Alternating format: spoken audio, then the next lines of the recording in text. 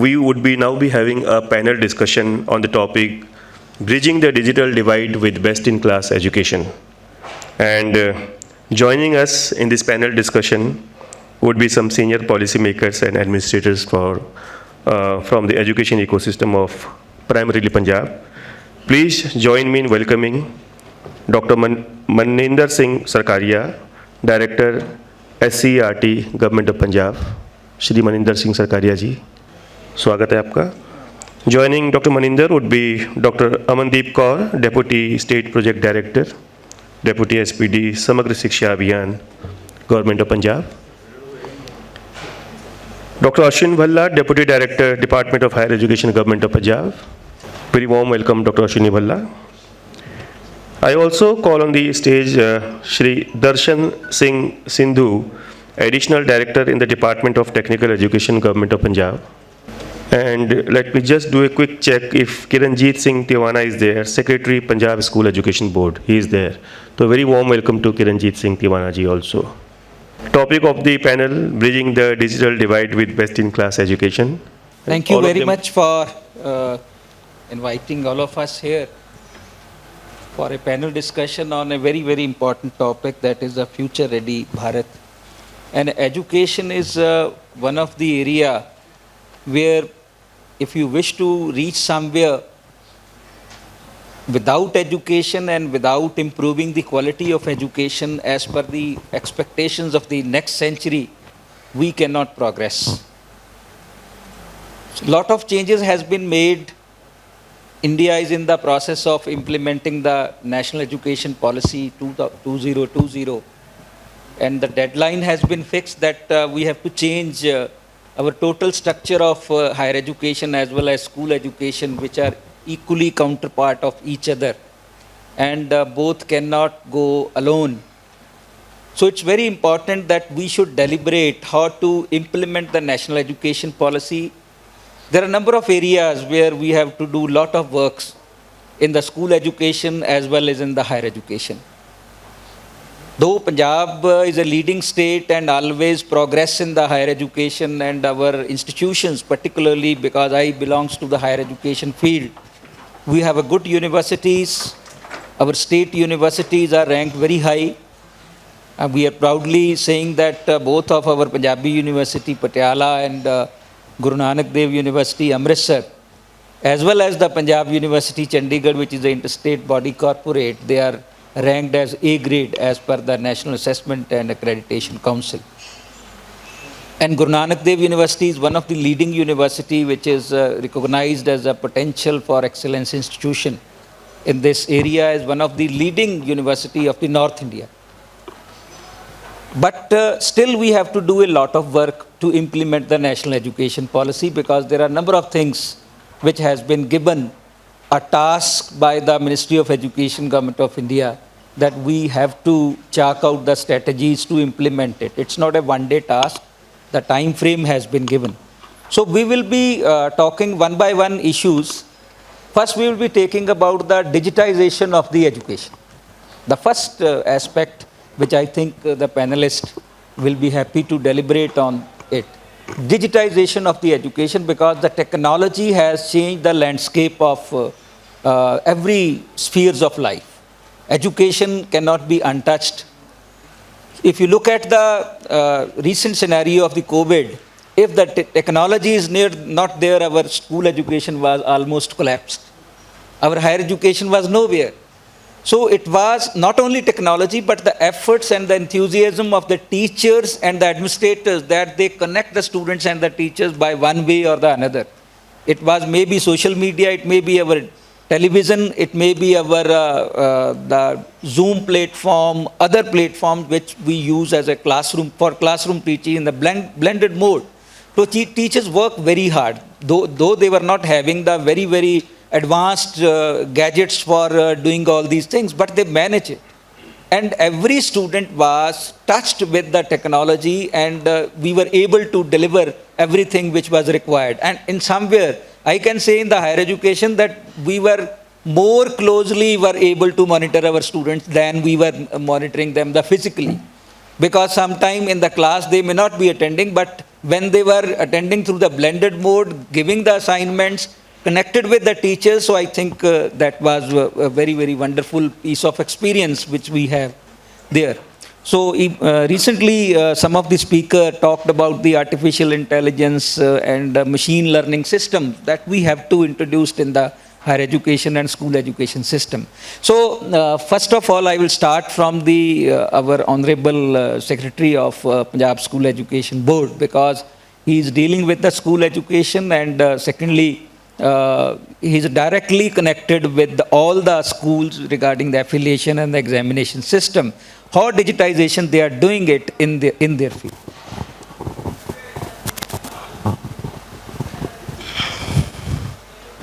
Good afternoon to all of you. I am very happy that I have been invited for this event. First of all, I want to share that our Punjab school education actually conduct exam. Moreover, it also provide books to all classes from 1st to 12th. Even in digital mode, these books are provided to the students. Otherwise, printed books are also provided to them free of cost in different schemes going on through Government of India, state, etc. Otherwise, I think the digitization, I meant to say, first of all, I will link it with the record, such as which the certificate which we provide to the students that are being digitized. I have seen last 2-3 years, we have not provided them in physical form of certificates. Due to this reason, there is a lot of rush in our school education, because some departments, even Government of India, even in army recruitments, they are asking its a physical form. Otherwise, there is a provision of online application. First of all, I suggest that if such a scheme is introduced, then whole of the department which make recruitments, etc., whatever maybe, whatever university, whatever different government department, they may be made aware that they may accept the digitization form of such documents, so that the students may not suffer later on. I have seen there was a lot of huge rush in our education department for taking their physical copy of the certificates. Secondly, if such a digitization is being done,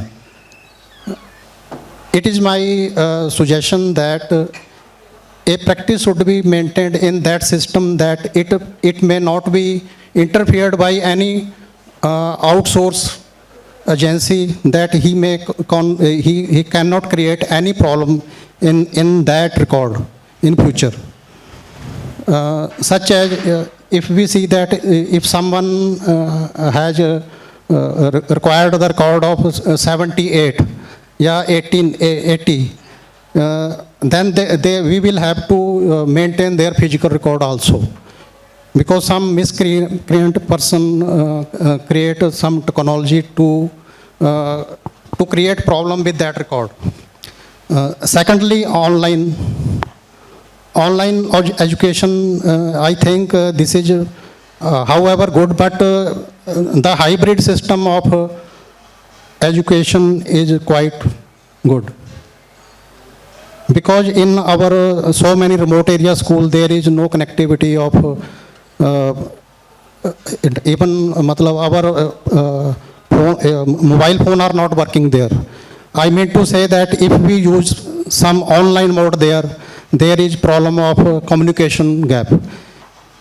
For this purpose, a strong communication network is required in even in Punjab, even I think in all over India, a strong communications network is required. This is my actual suggestion in this. Dr. Saab have talked about the digitization of the records. In the higher education sector, even in the school sector, the digitization of all the certificates may be in the form of their detail marks cards are there, or their certificates for the 10th class, or the degrees are there. A large scale process has been started by the Government of India, and Punjab is not behind it. In higher education, I can say that all of our universities, private universities as well as the state universities, are now registered on the academic bank of credits. That is the first task. Because in future, we will not be giving the degrees in the material form. Secondly, in order to implement the multiple entry and exit system in the higher education, we need an academic bank of credits from wherever you have earned some credits. Ultimately, if you fulfill at last some required credits which are desired for earning a degree, wherever it is complete, you can go to that university and get the final degree from there. For that purpose, academic bank of credit is required. The first phase of registering on academic bank of credit by the universities is complete, barring one or two universities which are newly established. But the second phase is now registering all the students which are studying in the higher education institute, maybe in the university or maybe in the colleges, they are registering on it. This is the situation of the state of Punjab. We are in the second phase now. We are registering all our students. Third phase, which will be required for this digitization, is the converting all the degrees and diplomas into the credits, because we have to design the formats in such a way that for every subject which you are studying in any university or any college, after passing a particular exam, you will be earning certain credits, and that will be credited on the academic bank of credits. So in future, it is going to be possible, because it's not a one-day task. You have to redesign the structure of the formats of various kind of certificates. You have to restructure your syllabi into such a manner that you have to convert them into the credits. So all the things are going on. So we have with us from Department of Technical Education, Deputy Director Honorable Darshan Singh Sidhu ji. He will be throwing some light on what the Technical Education Department is doing in this field. Thank you, sir. Thank you for inviting me for this talk. As compared to school education and higher education, we are a very small department in terms of number of students we are catering and a number of faculty or staff members, officers, as compared to higher education and school education. But this department is one of the most important department when we talk about making in India, Atmanirbhar, or any targets given by the governments to produce technical labor. So when we see in the market, there is a large number of industries they are demanding large number of students who are technically educated or vocationally educated. But when we go to them, when we send our students for campus placement, we call them for campus placement, or when we send students to them, they say that there's a large gap between the education being imparted to them and the expectation of those industries. So, reason for that was there is a rigidness in the system that we are not able to change the syllabus as per the requirement of the government. So then we changed the syllabus in 2018. That was changed after 18 years, after 8 years. Then even after 3 years now, we feel that there is a revision of syllabus beyond that. We have revised the syllabus for electronics and communication, for computer and for information technology. Now we are thinking that we have not included 5G technology in a sufficient quantity in the content of the syllabus. So industry is moving in such a fast pace, then it is very difficult for us to compete the industry or to change our syllabus or our system of education as compared to the requirement of the industry. So this is the one problem that we are facing, that not only technical education, every department is facing that type of education, that type of a problem. Now, when we discuss about digitization, then there is I will divide in two eras. One is pre-COVID and one is post-COVID era. Pre-COVID era, we have never thought about that we can teach students through of online mode or blended mode. There is only one mode which as a student I was learning during my engineering study. And we never thought that practical can be done through virtual reality. So we say that what theory can be taught through online mode, but practical cannot be done. During COVID, when I was controller of examination at Punjab State Board of Technical Education at that time and a registrar of the board. So first of all, our target was how to conduct the classes. Then I think none of our teacher was aware that what was Zoom app, what was my other apps also. So everyone has prepared accordingly, and we can deliver that lecture through online mode. Then we have only one problem as compared to higher education or school education, because we have almost 40% of practical work. Then that was not possible. We have tried hard that we can call the students come to college so that we can perform the practicals, but there are government guidelines that no student should be forced to attend the classes. Then then we make the students aware about what is metaverse, what is virtual reality. All those students does not have such capability at their home. But now students are aware about these things, that we can even learn, we can do practicals through online mode or by staying at home or by using these technologies. These are the technologies that are very, very useful, especially for technical education, where there is a large part of education is a practical work. And apart from that, digitization or code, before COVID, we have everything manual at our State Board of Technical Education. We have only certificate, we give a certificate, a hard copy of certificates, and everything. If there is any verification of documents by any employer or by other agencies of foreign countries, because it is not a thing of proud. I have seen, I do, I think more than 50 verifications per day for persons who are moving to Canada for higher education or for job purpose. So everything was physical at that time. Then during COVID, we were forced to do that, that students cannot come to the office. So we have digitized everything. We have digitized our whole examination system, whole certification system online. Those students can download the certificate from online. Even verification, students sitting in Canada can do verification from the website. So everything is digitized now. We have both options. Not options, we can say that we have not mandate that we cannot stop issuing certificate at this point. So we are providing both things to the students, a online certificate, a barcoded certificate. Anyone can verify that certificate by only scanning the barcode of the DMC that has been downloaded from the website. Also, we are issuing the paper certificate as usual, because some industries, some universities always ask for paper certificates. So everything is digitized now.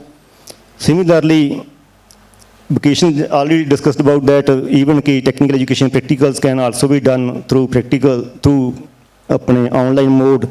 So we are moving from paperwork from offline classes to online classes and digitization of record post-COVID era. Thank you. Thank you, sir. You have talked about that after COVID, you have tried to transform everything so that all kind of services to the students can be reached at the doorstep of the students. School education is a very, very important segment, and we have witnessed that during the COVID period, the teachers in the schools, particularly in the state of Punjab, worked very hard, and they were very much enthusiastic, and they were grilled and promoted by the authorities that you have to do something so that we can reach out to the students. Now we can find there are a number of teachers in the school education department, they are running their own YouTube channels. They are digitizing the content in the form of lectures and putting them on the school YouTube channel as well as on their personal YouTube channels and reaching out to the students. And this content is permanently now stored on the air. So, what kind of training is required, particularly in the school education segment, or what efforts the school education department is maintaining? Because State Council of Educational Research and Training is one of the institution which is doing very hard task to implement all these. So first I would like to have the comments of Honorable Dr. Maninder Singh Sarkaria ji, who is a Director, State Council of Educational Research and Training, Government of Punjab, to comment upon that.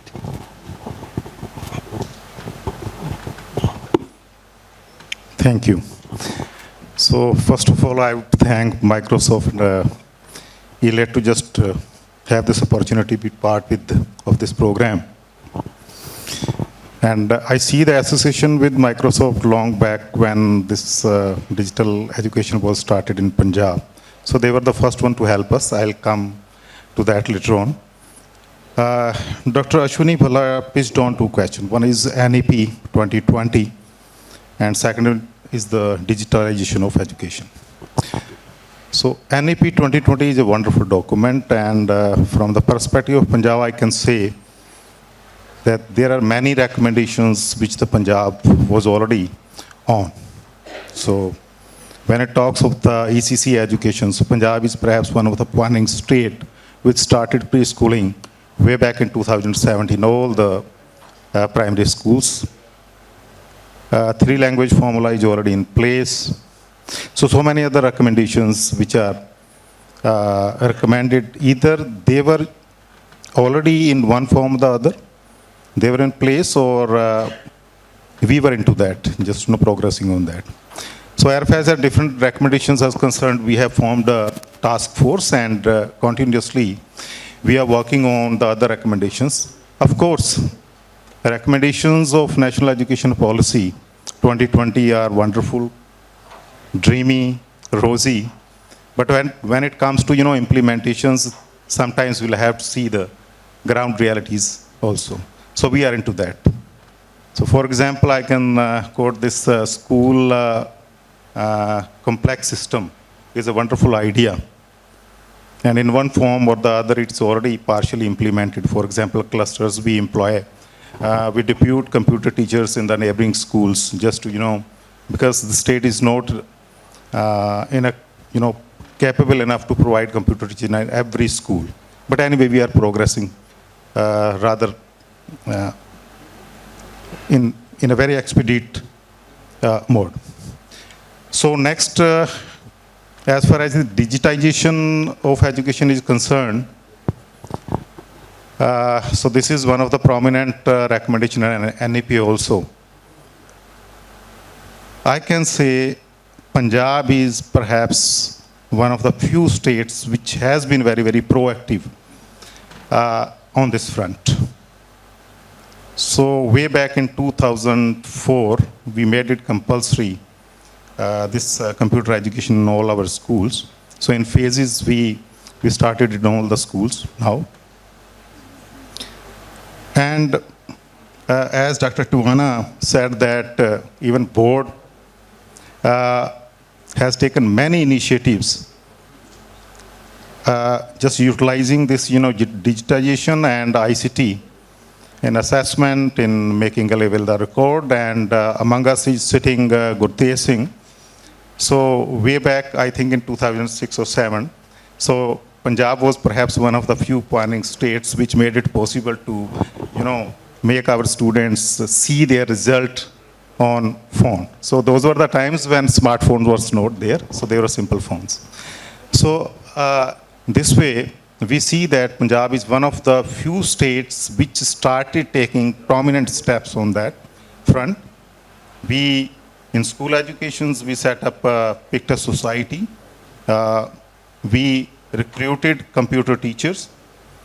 And perhaps, as Dr. Sidhu was saying, pre-COVID and post-COVID period, so if we just imagine what was happening in Punjab during this pre-COVID pandemic period, so Punjab was perhaps quite proactive on this front and has already created curriculum into e-form.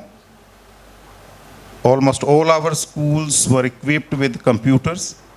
We were already into this smart school policy, and we were just giving this projectors and e-content and other modes to transact the curriculum through this digital mode. But as my friends have quoted this COVID pandemic period, so the story took a entirely different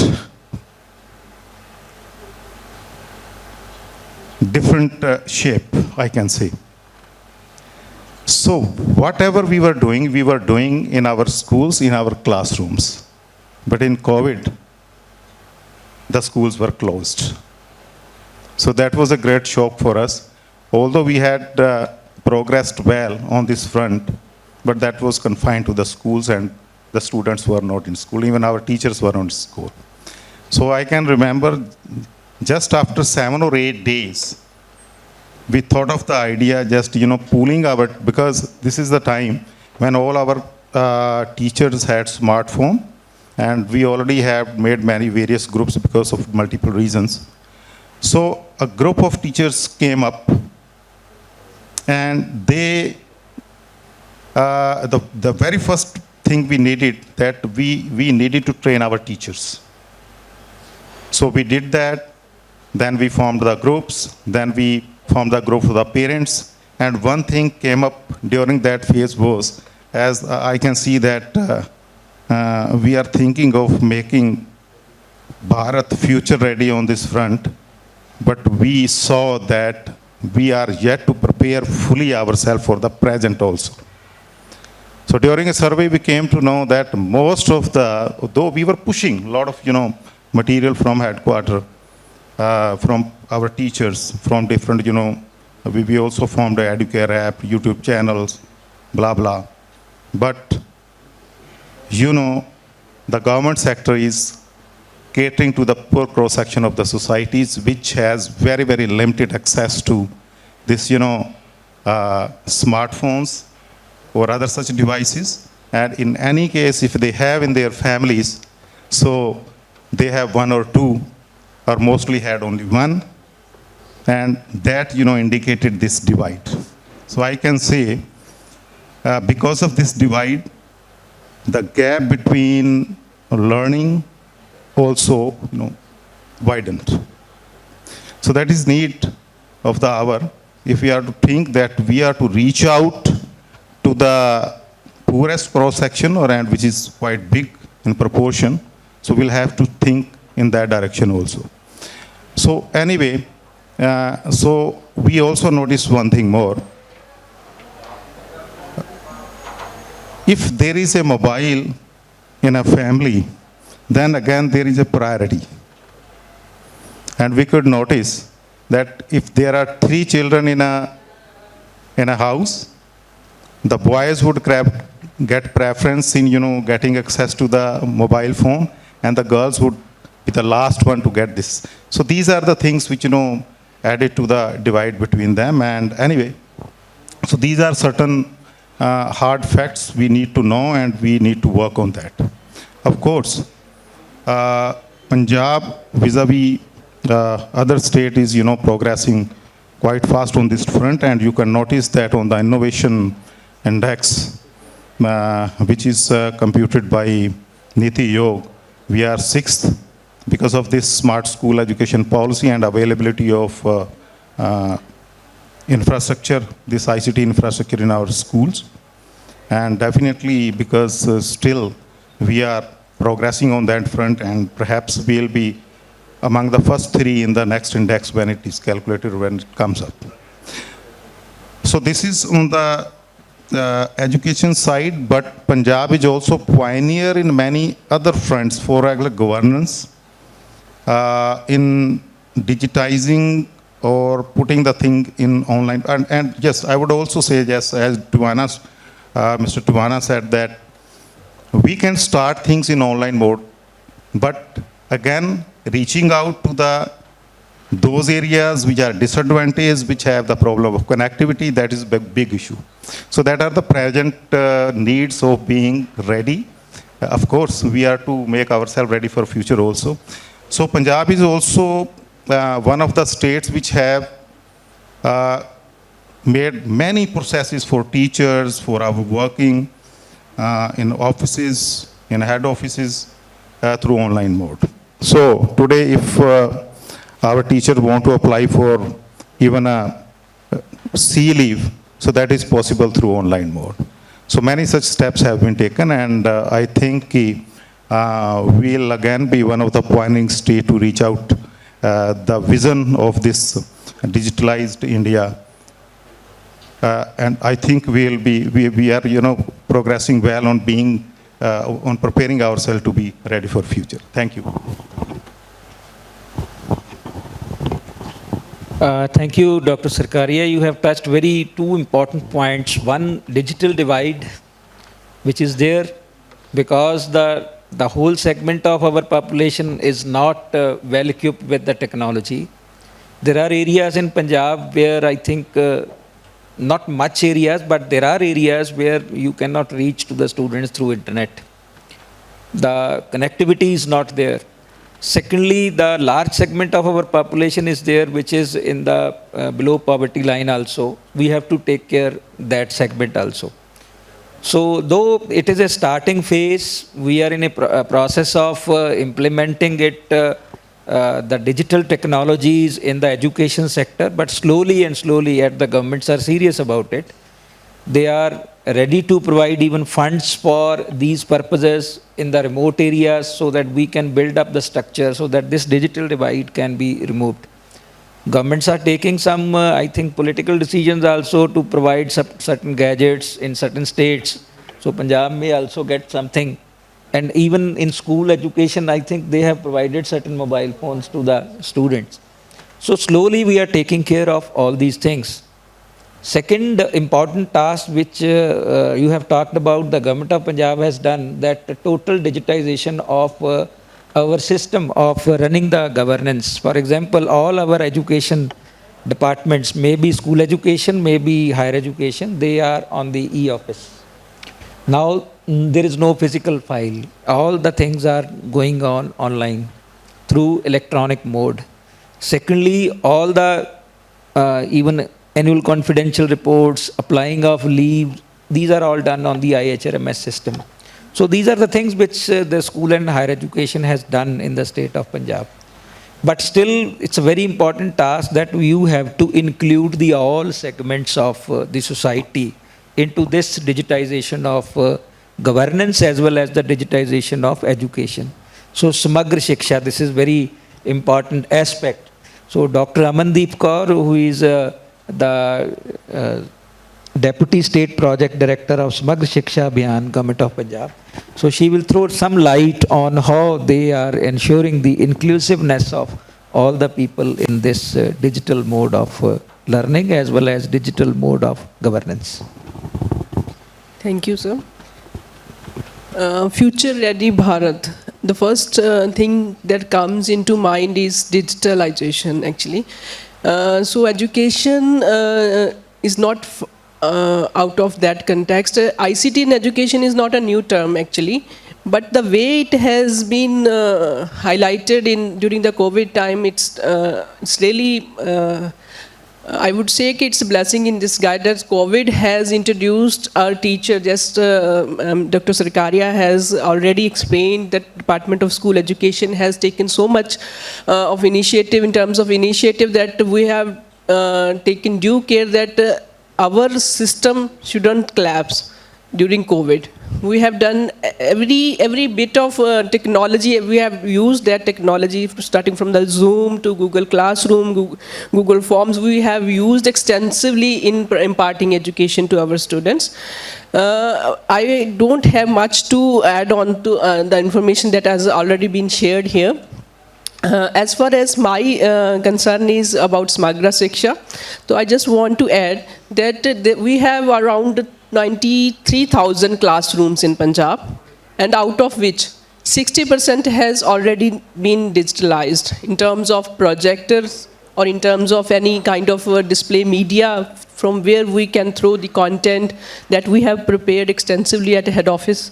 And we have that database in the form of e-libraries in our schools. We have shared extensively. We have used WhatsApp. Even WhatsApp has been used very extensively in Punjab. Maybe it is in the monitoring or it's in assessments. We have used Google Forms. And we have done our data analysis through this thing. That Google Form is being used in our school system. So 93,000 out of 93,000 classrooms, 60% has already been digitalized. And in this year's proposal, even we have a budget of around 65 crores that we are using for ICT-based and digitalization of our school system. So this is all about the funding and other thing which I feel that ICT is about. So digital education is the future of every child should be made. I would say, I'm sorry, I'm getting nervous. It's my first thing that I'm opening up in the open platform. So it's all about me. I think I should stop here. Thank you. Thank you, Dr.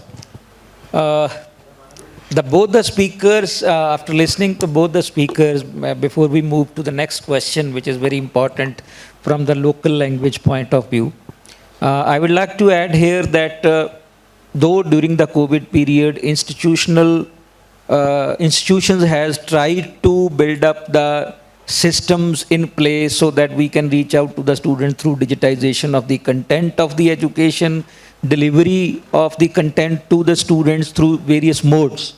But the most important thing today is, now the COVID period is over, we have built up certain kind of infrastructure in the educational institutions. You have told that out of 93,000 classrooms, 60% are now digitized, having some kind of digital board there, connectivity with the cameras, everything is there.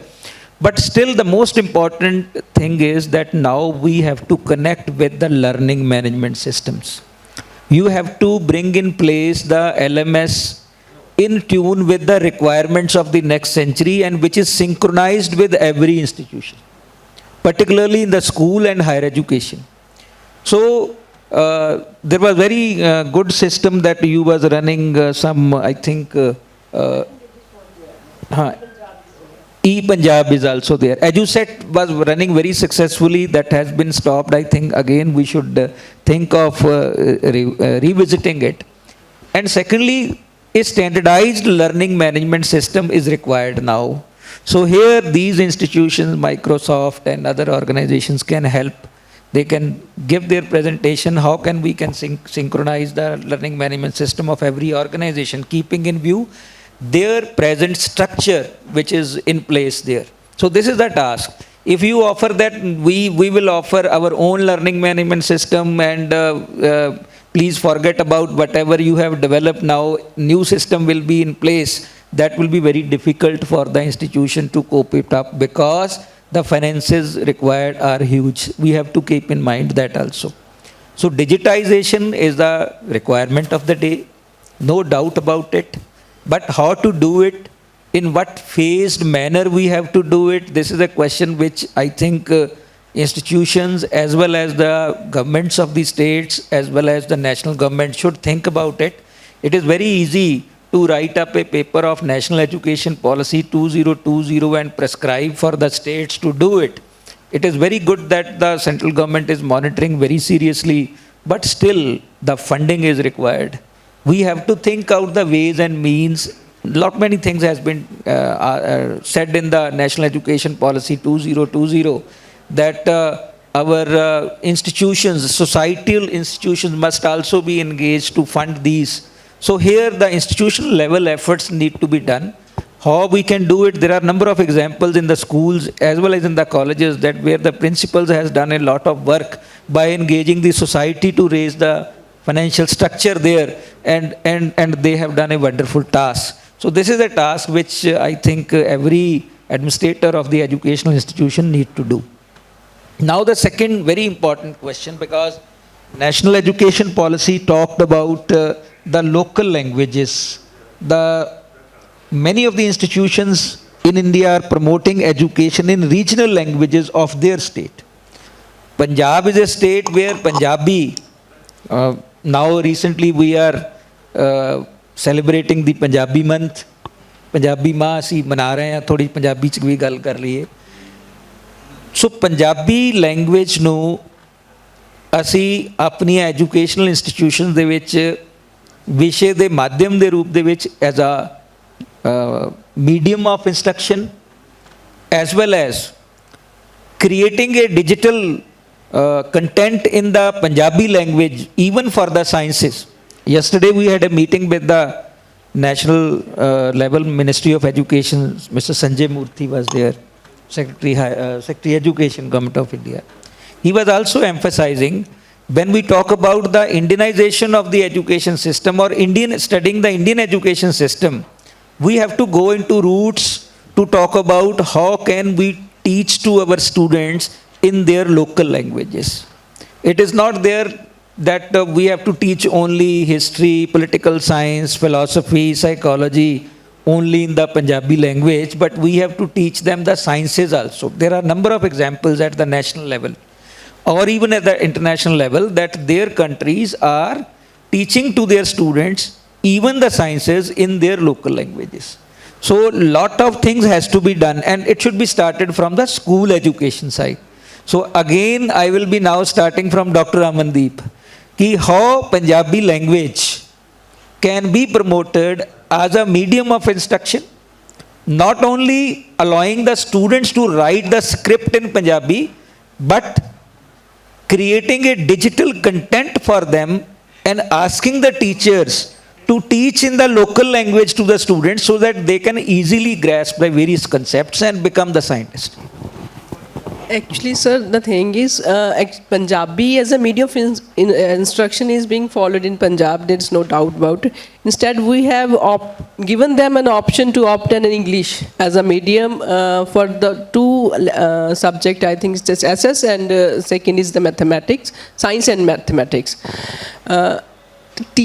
Our teachers, as I already told, our teacher has extensively used every possible media for developing the content. Maybe it's a YouTube, as it's been already discussed. Punjab, I think I should continue in Punjabi because it's more comfortable for me to speak in Punjabi. That's why. Punjab ਦੇ ਜਿਹੜੇ teacher ਨੇ sir, ਉਹਨਾਂ ਨੇ actually Punjabi ਜਿਹੜੇ media ਸੀ YouTube ਦਾ, ਉਹਦੇ ਵਿੱਚ ਕਾਫੀ ਐਕਸਟੈਂਸਿਵਲੀ ਉਹਨਾਂ ਦਾ, ਜੇ ਤੁਸੀਂ ਆਪਾਂ ਇਹਨੂੰ ਸਰਚ ਕਰੀਏ ਤਾਂ ਅਵੇਲੇਬਲ ਹੈ ਮਟੀਰੀਅਲ ਜੋ ਉਹਨਾਂ ਨੇ ਡਿਵੈਲਪ ਕੀਤਾ ਔਰ ਉਹਦੇ 'ਤੇ ਟਰਾਂਸਮਿਟ ਕਰ ਰਿਹਾ. ਐਜੂਸੈਟ ਸਾਡੇ ਜਿਹੜਾ ਕੰਟੈਂਟ ਐਜੂਸੈਟ ਦੇ ਉੱਪਰ ਆ, ਉਹ ਵੀ ਸਾਰਾ ਸਾਡੀ ਰੀਜਨਲ ਲੈਂਗੁਏਜ ਦੇ ਵਿੱਚ ਹੀ ਹੈ. ਸੋ ਪ੍ਰੋਬਲਮ ਮੀਡੀਅਮ ਆਫ ਇੰਸਟਰਕਸ਼ਨ ਜਿਹੜਾ ਹੈਗਾ ਉਹਦੇ ਵਿੱਚ ਕੋਈ ਇੱਦਾਂ ਦੀ ਦਿੱਕਤ ਨਹੀਂ ਹੈ. ਜੋ ਡਿਜੀਟਲਾਈਜ਼ ਕਰਨ ਦੇ ਵਿੱਚ ਸਾਨੂੰ ਪ੍ਰੋਬਲਮ ਆ ਰਹੀ ਹੈ, ਜਿਹੜੇ ਮੋਸਟਲੀ ਸੌਫਟਵੇਅਰਸ ਹੁੰਦੇ ਆ ਉਹਨਾਂ ਵਿੱਚ ਪੰਜਾਬੀ ਮਤਲਬ ਮੋਸਟ ਲੈਂਗੁਏਜ ਜਿਹੜੀਆਂ ਨੂੰ ਕਨਵਰਸ਼ਨ ਦੇ ਵਿੱਚ ਜੋ ਪੰਜਾਬੀ ਅਵੇਲੇਬਲ ਨਹੀਂ ਹੁੰਦੀ, ਜਿਸ ਕਰਕੇ ਕੁਝ ਪ੍ਰੋਬਲਮਸ ਹੈਗੀਆਂ ਨੇ ਜਿਨ੍ਹਾਂ ਨੂੰ ਅਸੀਂ ਐਕਸਟੈਂਸਿਵਲੀ ਉਹ ਟੈਕਨੋਲੋਜੀਜ਼ ਯੂਜ਼ ਨਹੀਂ ਕਰ ਪਾਉਂਦੇ. ਸੋ if Microsoft could help in that, ਔਰ ਮਾਈਕਰੋਸੋਫਟ ਔਰ ਐਨੀਬਡੀ ਕੈਨ ਹੈਲਪ ਕਿ ਜੋ ਟਰਾਂਸਲੇਸ਼ਨ ਵਾਲਾ ਜੋ ਸੌਫਟਵੇਅਰ ਹੈ ਉਹਦੇ 'ਚ ਪੰਜਾਬੀ ਅਵੇਲੇਬਲ ਹੈ, I think that would be useful for us. Our teacher would feel more confident. ਔਰ ਜੋ ਟੈਕਨੋਲੋਜੀ ਜਿਵੇਂ ਮਾਈਕਰੋਸੋਫਟ ਟੀਮ ਦੀ ਗੱਲ ਹੋਈ ਸੀ ਆਈ ਥਿੰਕ ਇੱਥੇ, ਤਾਂ ਮਾਈਕਰੋਸੋਫਟ ਟੀਮ ਨਾਲੋਂ ਜ਼ਿਆਦਾ ਗੂਗਲ ਕਲਾਸਰੂਮ ਉਹਦੇ ਜਿਹੜੀ ਇੰਟਰਫੇਸ ਹੈ ਉਹ ਅਗਰ ਈਜ਼ੀ ਹੈ, ਈਜ਼ੀ ਟੂ ਯੂਜ਼ ਹੈ, ਈਜ਼ੀ ਟੂ ਅੰਡਰਸਟੈਂਡ ਹੈ, ਤਾਂ ਟੀਚਰ ਮੋਰ ਕੰਫਰਟੇਬਲ ਫੀਲ ਕਰਦੇ ਆ, ਤਾਂ ਦੇ wood B definitely wood B using that. ਤਾਂ ਇਹ ਸਾਰਾ ਕੁਛ. ਔਰ ਜਿਹੜੀ ਆਪਾਂ ਤੁਸੀਂ ਬਹੁਤ ਅੱਛੀ ਗੱਲ ਕੀਤੀ ਹੈ ਹੁਣੇ ਜੀ ਕਿ ਅਸੈਸਮੈਂਟ LMS ਸਿਸਟਮ, ਤਾਂ ਮੈਂ ਜੋ ਪਰਸਨਲੀ ਫੀਲ ਕਰਦੀ ਹਾਂ ਮਤਲਬ ਆਪਾਂ ਐਜੂਕੇਸ਼ਨ ਦਾ ਜੇ 3 ਪੈਰਾਮੀਟਰਸ ਨੇ ਐਜੂਕੇਸ਼ਨ ਸਿਸਟਮ ਦੇ, ਕਿ ਇੰਸਟਰਕਸ਼ਨਲ ਡਿਲੀਵਰੀ ਹੈ, ਸੈਕਿੰਡ ਇਜ਼ ਦੀ ਅਸੈਸਮੈਂਟਸ ਨੇ, and third is the monitoring part. ਜੇ ਅਸੀਂ ਡਿਜੀਟਲ ਕਰਨ ਦੀ ਗੱਲ ਕਰਦੇ ਹਾਂ ਤਾਂ ਸਾਨੂੰ ਤਿੰਨਾਂ ਲੈਵਲਸ 'ਤੇ ਸੋਚਣਾ ਪਏਗਾ ਕਿ how to integrate all these things through digital technologies. ਤਾਂ ਇੰਸਟਰਕਸ਼ਨਲ ਡਿਲੀਵਰੀ ਦਾ ਪਾਰਟ ਟੀਚਰਸ ਕਰ ਰਹੇ ਨੇ, ਉਹਨੂੰ ਆਪਣਾ ਲੋਕਲ ਲੈਵਲ 'ਤੇ ਡਿਵੈਲਪ ਕਰ ਰਹੇ ਨੇ, ਕੰਟੈਂਟ ਟਰਾਂਸਮਿਟ ਹੋ ਰਿਹਾ।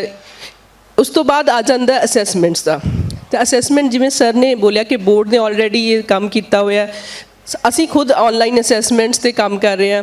ਤਾਂ ਉਹ ਸਾਰਾ ਕੁਝ ਇੱਕ ਸੈਪਰੇਟ ਕੰਪਾਰਟਮੈਂਟਲਾਈਜ਼ਡ ਹੈ, ਇੰਟੀਗ੍ਰੇਸ਼ਨ ਨਹੀਂ ਹੈ, ਇੱਕ ਸਟੈਂਡਰਡ ਨਹੀਂ ਹੈ। ਜੋ ਅਸੀਂ ਉਹਨੂੰ ਸਟੈਂਡਰਡਾਈਜ਼ ਕਰਦੇ ਹਾਂ ਔਰ ਉਸ ਤੋਂ ਬਾਅਦ ਜੋ ਡਾਟਾ ਸਾਡੇ ਕੋਲ ਅਵੇਲੇਬਲ ਹੁੰਦਾ, if it is in that form uniform system ਦੇ ਵਿੱਚ ਆ, ਉਹਦੇ 'ਚ ਹਰ ਇੱਕ ਲੈਵਲ 'ਤੇ ਬੈਠਾ ਹੋਇਆ ਫੰਕਸ਼ਨਰੀ ਉਹਨੂੰ ਦੇਖ ਪਾ ਰਿਹਾ, ਉਹਦੇ 'ਤੇ ਕੁਝ ਵਰਕ ਕਰ ਰਿਹਾ, that would be more useful. ਅਸੀਂ ਅਸੈਸਮੈਂਟਸ ਕੀਤੀਆਂ, ਅਸੈਸਮੈਂਟ ਕਰਨ ਤੋਂ ਬਾਅਦ ਡਾਟਾ ਅਗਰ ਪੋਰਟਫੋਲੀਓਜ਼ ਦੇ ਫਾਰਮ ਦੇ ਵਿੱਚ ਕਿਸੇ ਵੀ ਤਰ੍ਹਾਂ ਨਾਲ ਇੱਕ ਉਹਦੇ 'ਤੇ ਆ ਜਾਂਦਾ ਸਿਸਟਮ 'ਤੇ, ਤਾਂ ਉਹਨੂੰ ਅਸੈਸ ਕਰਨਾ, ਉਹਨੂੰ ਮੋਨੀਟਰ ਕਰਨਾ ਔਰ ਉਹਦੇ 'ਤੇ ਫਰਦਰ ਕੰਮ ਕਰਨਾ, ਉਹਦੇ ਜਿਹੜੇ ਗੈਪਸ ਆ ਉਹਨਾਂ ਨੂੰ ਆਇਡੈਂਟੀਫਾਈ ਕਰਨਾ ਈਜ਼ੀ ਹੋ ਜਾਏਗਾ। ਔਰ ਜਿਹੜਾ ਥਰਡ ਲੈਵਲ ਹੈਗਾ ਅਸੈਸਮੈਂਟਸ ਤੋਂ ਬਾਅਦ ਮੋਨੀਟਰਿੰਗ ਵਾਲਾ, ਉਹ ਵੀ ਉਹਦੇ ਨਾਲ ਇੰਟੀਗ੍ਰੇਟ ਹੋ ਜਾਏਗਾ। ਸੋ ਇਹ ਨੀਡ ਹੈ ਫਿਊਚਰ ਦੀ ਕਿ ਸਾਨੂੰ ਉਹਦੇ 'ਤੇ ਕੰਮ ਕਰਨਾ ਚਾਹੀਦਾ। ਔਰ ਇਹ ਕਾਫੀ ਵੱਡਾ ਸਾਡਾ ਇੱਕ ਆਪਣਾ ਇਨ ਹਾਊਸ ਸਿਸਟਮ ਹੈ, MIS ਸਿਸਟਮ ਹੈ ਪੰਜਾਬ ਕੋਲੇ, ਔਰ ਉਹਦੇ DM ਸਾਡੇ ਇੱਥੇ ਅੱਜ ਪ੍ਰੈਜ਼ੈਂਟ ਵੀ ਨੇ, mister Rajveer, he is doing a quite good job in that.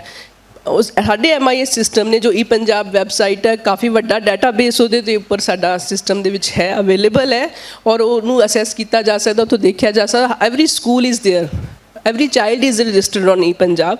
ਉਹਦੇ 'ਤੇ ਅਸੀਂ ਉਹਨੂੰ ID ਜਿਹੜੀ ਜਨਰੇਟ ਹੁੰਦੀ ਆ, ਉਹਦੇ ਥਰੂ ਅਸੀਂ ਉਹਨੂੰ ਟਰੈਕ ਕਰ ਪਾਉਂਦੇ ਹਾਂ ਕਿ ਉਹ ਬੱਚਾ ਸਿਸਟਮ ਦੇ ਵਿੱਚ ਪੰਜਾਬ ਦੇ ਕਿਸੇ ਵੀ ਪ੍ਰਾਈਵੇਟ ਦੇ ਵਿੱਚ ਹੈ ਜਾਂ ਗੌਰਮੈਂਟ ਸਕੂਲ ਦੇ, ਸਾਰੇ ਬੱਚੇ ਸਾਡੇ ਪੰਜਾਬ ਦੇ ਉੱਪਰ ਰਜਿਸਟਰਡ ਨੇ। ਅਤੇ ਉਹਦੇ 'ਤੇ ਸਾਰੇ ਟੀਚਰਸ ਦਾ ਡਾਟਾ ਵੀ ਹੈ, ਔਰ with a single click we can have that data. So ਇਹ ਕਾਫੀ ਕੁਛ ਪੰਜਾਬ ਆਲਰੇਡੀ ਕਰ ਚੁੱਕਿਆ ਹੈ, ਬਟ ਉਹਨੂੰ ਹੋਰ ਸਟਰੈਂਥਨ ਕਰਨ ਦੀ ਲੋੜ ਆ। ਉਹਦੇ ਵਿੱਚ ਟੈਕਨੋਲੋਜੀਜ਼ ਦਾ ਜਿਹੜਾ ਹੈਗਾ ਉਹ ਡੈਫੀਨੇਟਲੀ ਜਿਹੜੀ ਉਹਨਾਂ ਦੀ ਹੈ ਸਪੋਰਟ ਆ ਉਹ ਚਾਹੀਦੀ ਹੋਏਗੀ। I think that's all. Thank you doctor ਸਾਹਿਬ। ਸਭ ਤੋਂ ਪਹਿਲੀ ਗੱਲ ਜਿਹੜੀ ਮੈਂ ਸੋਚਦਾ ਨਾ ਜੀ ਕਿ ਲੋਕਲ ਲੈਂਗੁਏਜ ਦੇ ਵਿੱਚ ਪੜ੍ਹਾਉਣ ਜਾਂ ਉਹਦੇ ਲਈ ਕੰਟੈਂਟ ਤਿਆਰ ਕਰਨ ਲਈ ਤਿਆਰ ਹੈ।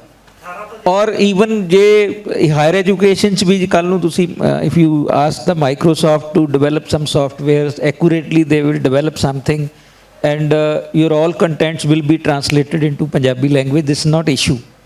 The issue is the mindset of the teachers as well as the parents.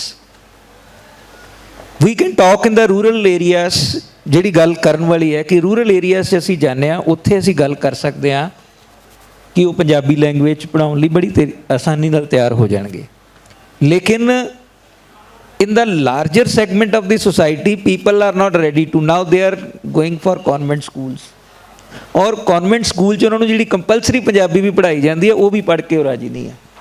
ਸੋ ਸਭ ਤੋਂ ਪਹਿਲਾਂ ਇੱਕ ਸੁਸਾਇਟੀ ਦਾ ਜਿਹੜਾ ਮਾਈਂਡ ਸੈੱਟ ਹੈ ਨਾ, ਨੈਸ਼ਨਲ ਐਜੂਕੇਸ਼ਨ ਪਾਲਿਸੀ 'ਚ ਬਹੁਤ ਸਾਰੀਆਂ ਇਹੋ ਜਿਹੀਆਂ ਗੱਲਾਂ ਨੇ ਜਿਹੜੀਆਂ ਅਸੀਂ ਬੜੀਆਂ ਭਾਵੁਕ ਹੋ ਕੇ ਕੀਤੀਆਂ ਨੇ ਕਿ ਲੋਕਲ ਲੈਂਗੁਏਜ ਪੜ੍ਹਾਉਣਾ ਚਾਹੀਦਾ, ਇਟਸ ਮਦਰ ਟੰਗ, ਮਾਂ ਬੋਲੀ ਹੈ ਸਾਡੀ। ਬਟ ਜਦੋਂ ਉਹਦੀ ਇੰਪਲੀਮੈਂਟੇਸ਼ਨ ਦੀ ਗੱਲ ਆਉਂਦੀ ਹੈ ਤਾਂ ਕੋਈ ਵੀ ਫੈਮਿਲੀ ਦੇ ਵਿੱਚੋਂ, even the people who are speaking very bluntly in the society ਕਿ we should promote ਪੰਜਾਬੀ, ਜਦੋਂ ਇਹ ਅਸੀਂ ਦੇਖਦੇ ਹਾਂ, ਐਨਾਲਿਸਿਸ ਕਰਦੇ ਹਾਂ ਕਿ ਉਹਨਾਂ ਦਾ ਆਪਣਾ ਕੋਈ ਬੱਚਾ ਜਿਹੜਾ ਉਹ ਕਿਸੇ ਪੰਜਾਬੀ ਸਕੂਲ 'ਚ ਨਹੀਂ ਪੜ੍ਹਿਆ। Even they hesitate to speak Punjabi in their homes also. ਔਰ ਮੈਂ ਕਈ ਪੰਜਾਬੀ ਦੇ ਪ੍ਰੋਫੈਸਰ ਜਿਨ੍ਹਾਂ ਨੂੰ ਮੈਂ ਜਾਣਦਾ, if you talk to them, ਉਹਨਾਂ ਦੇ ਘਰਾਂ 'ਚ ਜਾਓ ਤਾਂ ਤੁਹਾਨੂੰ ਪਤਾ ਲੱਗ ਜਾਏਗਾ ਕਿ ਉਹ ਉਹਨਾਂ ਦੀ ਜਿਹੜੀ ਮਦਰ ਹੈ ਉਹ ਆਪਣੇ ਬੱਚਿਆਂ ਨਾਲ ਹਿੰਦੀ 'ਚ ਗੱਲ ਕਰ ਰਹੀ ਹੈ। ਸੋ ਇਹ ਮਾਈਂਡ ਸੈੱਟ ਜਿਹੜਾ ਨਾ, first we have to change ਕਿ this is our mother tongue.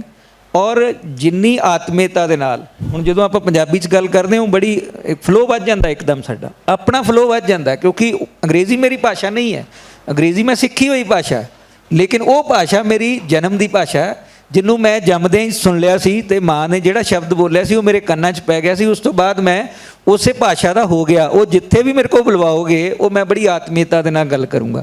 But that thing can not happen in the foreign language. English is our foreign language, that is not our language. So ਇਹ mind set ਸਾਨੂੰ change ਕਰਨਾ ਪਏਗਾ। ਸੋ SCRT ਦੇ director ਸਾਹਿਬ ਸਾਡੇ ਕੋਲ ਨੇ, Sarkaria Sahib. So I would like to know his views ਕੀ regarding this issue.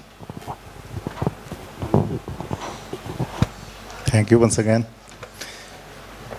So as far as this recommendation in NEP is concerned, so very good text is written about this language. So as far as this medium of instruction is concerned, so there is no doubt a lot of research has been done across the countries, and it is proved that a child can learn best in his or her mother tongue. So there are three things: mother tongue and local language. So as far as Punjab is concerned, there is no issue because three language formula is already there, and we don't have much difference in mother tongue and the local language. So they are one and the same in Punjab. So we didn't face any problem. Next comes, as Dr. Ashwini Pallai indicated, and even Dr. Aman indicated.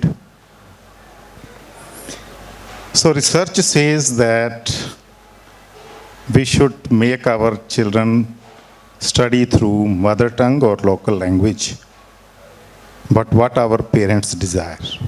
This is also one concern, and what is need of the hour, that is another concern. So I remember one moment, I was teaching in a government primary school, and a student of class 5th came to me. ਮੈਨੂੰ ਕਹਿੰਦਾ sir ਜੀ ਮੈਨੂੰ ਇੱਕ ਗੱਲ ਦੱਸੋ ਤੁਸੀਂ। ਮੈਂ ਕਿਹਾ ਹਾਂਜੀ। ਕਹਿੰਦਾ ਜੇ ਮੇਰਾ ਪਾਪਾ 2 ਪੈਗ ਲਾ ਲੈਂਦਾ ਨਾ ਅੰਗਰੇਜ਼ੀ ਬੋਲਣੀ ਸ਼ੁਰੂ ਕਰ ਦਿੰਦਾ। ਹਾਲਾਂ ਉਹ ਪੜ੍ਹਿਆ ਵੀ ਨਹੀਂ ਹੈ। So this indicates that everyone in Punjab, not in Punjab, even in India, have a desire to speak English. We should accept this fact. So I'll refer to a survey we did, or situational analysis we did in 2017 in school education. So we were actually looking into the regions why enrollment in government school is, on decreasing trend. And this shift is from government school to private schools. So we came up with multiple reasons, where 2 reasons were prominent, which were found to be, attributing to this phenomena. So one was absence of preschooling in government schools.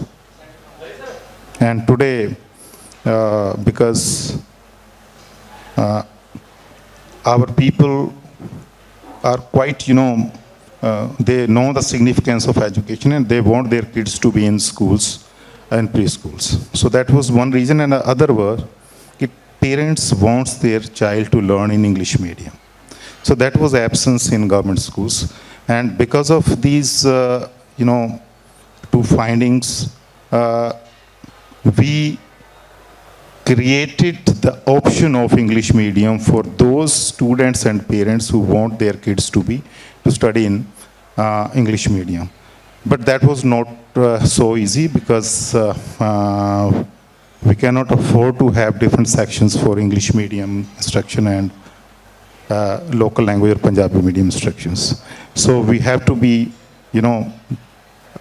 equip ourselves with a way that both types of children are sitting in the same class, and for that we have to train our teachers to teach in bilingual language. So that is one concern. Secondly, although research say, and many countries are resorted to that, China is one example, but China is also quite opening to English. So they are also promoting English so that they can open to the world. You will find many students abroad studying especially English, will go there to learn English. If we are to prepare our students to be global citizens,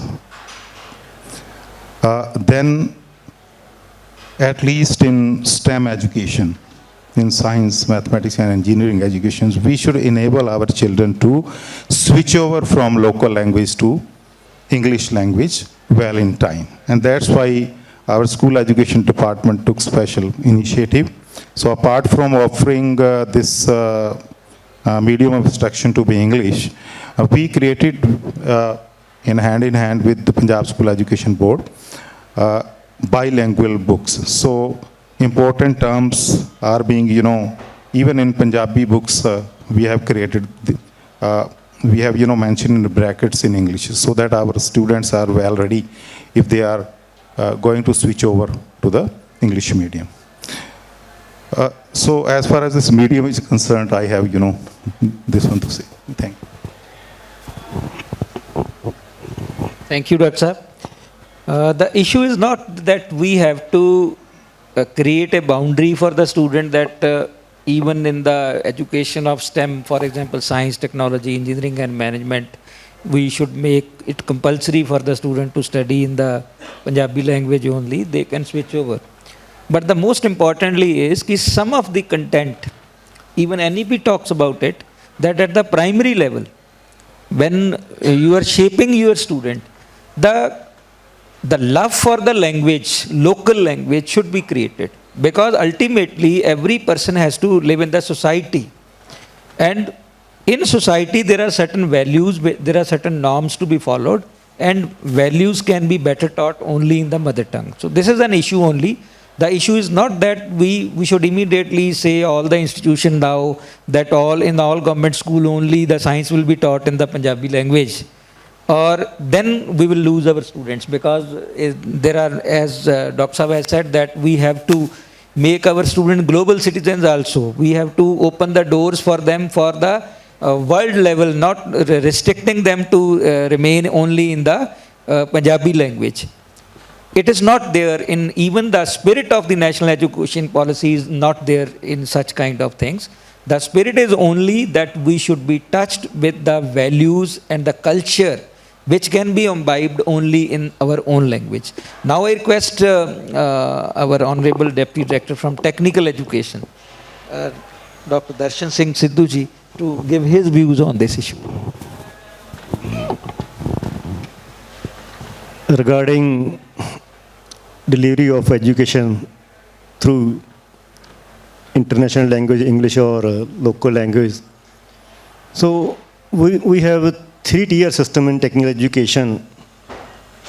One is ITI, second is Polytechnic College, where we award 3-year diploma, and then engineering colleges where there are graduation and post-graduation and post-doctoral education is being provided. So, and accordingly, after passing their courses, maybe ITI, maybe diploma, then their area of working is also different. For ITI students, any student who have passed, even there are few courses where eligibility is 8th only, even metric is not required, or maximum metric is required for ITI courses. Students, those are coming to ITIs, they have different financial status, they have different family status as compared to the students who are doing engineering at graduation level or at technical university levels. Even their job profile is also, or their area of engagement is also within the Punjab. They do job within the Punjab. Second, they do not need many more communication with beyond their workplace. So we have both Punjabi and English method of lecture delivery for ITIs. Even our question paper has 3 languages. Student can attempt in any language, English, Hindi and Punjabi. So in ITI, at ITI level, we are providing delivery of lectures through Punjabi as well as English. Naturally, students always prefer Punjabi because it is better for them to understand in Punjabi. Even then, when they do the job in the industry that is near to Punjab, maximum they go to Haryana, where we can easily understand Punjabi language, because Punjabi and Hindi both are similar. A person speaking Hindi can understand what is Punjabi language, a Punjabi person can understand Hindi language. When we talk about engineering level, at university level, diploma level, students have the knowledge of English also. They can understand English, but no doubt they may understand better in Punjabi. But then we see that where they are working. If a student after graduating from technical university goes to any North India states, then he can survive there if he studied in Punjabi. If he has to work in Bangalore and Chennai, then definitely he will suffer. As Sir Sarkari sir said that China is also going for international language. I think we are ahead of China in only one service, that is IT sector. Main reason of that is that our workforce know better English as compared to Chinese. And IT sectors, where communication matters more than their technical skills. Because apart from their services, they have many maximum meetings with the international clients. So that's why we are leading China in IT sector. Whereas in manufacturing sector, where communication language does not need any international language, because we are working in a limited space where regional language is sufficient to communicate with each other. So as when we see that where a student will go after education, then we have to decide in which language we should deliver our education. So always, as per requirement, we have to decide whether English is required or not.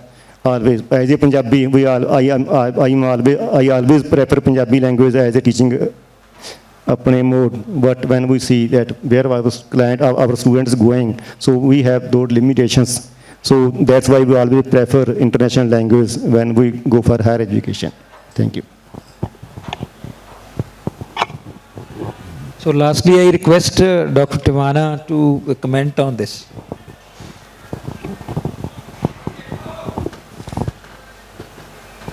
Actually, Punjab Education Board already publish books in Punjabi, English and Hindi, in all three languages.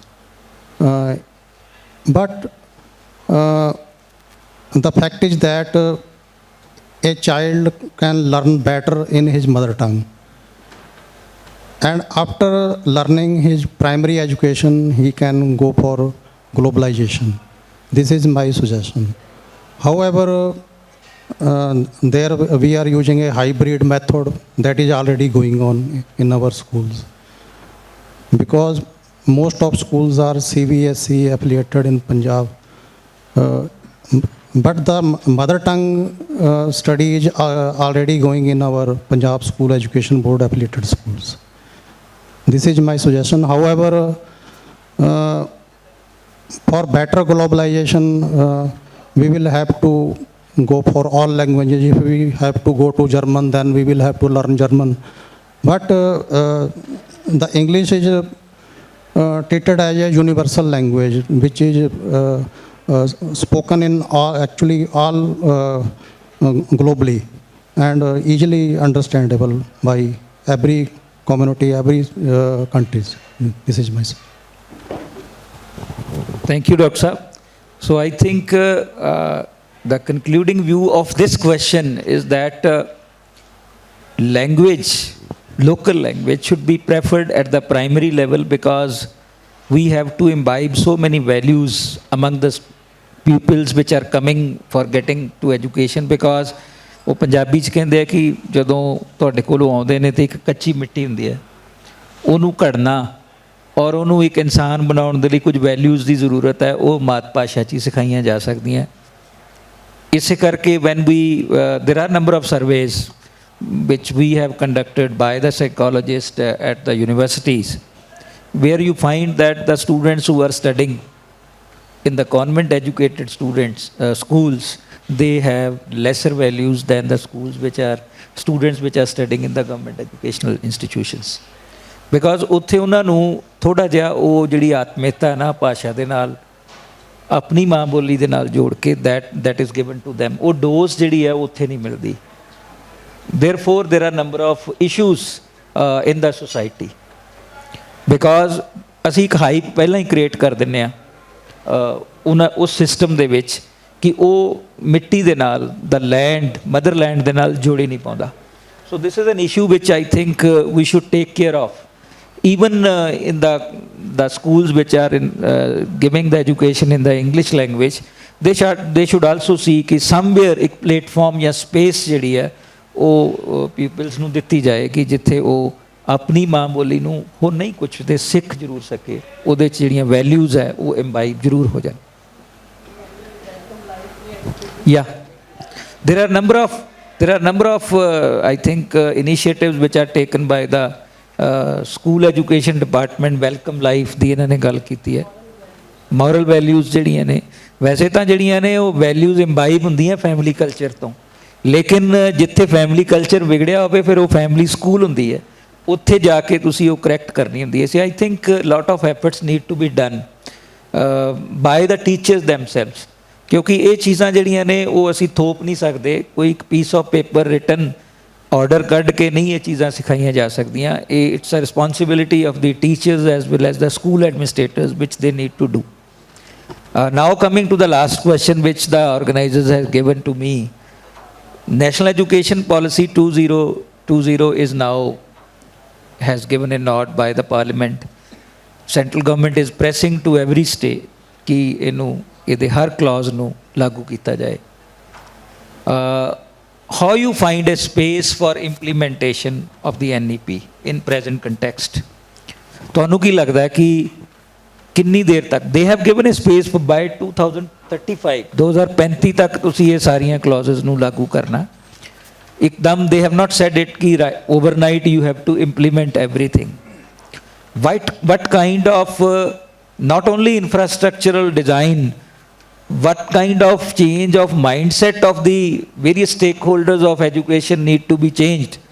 Because there are many things has been said in the national education policy, चाहे वो choice based credit system है, cafeteria of courses you have to offer to the student, choice ਉਹਦੀ ਬੜੀ important ਹੈ।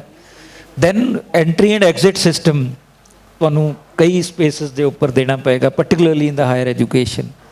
then multidisciplinary ਦਾ concept ਜਿਹੜਾ ਉਹ that need to be introduced।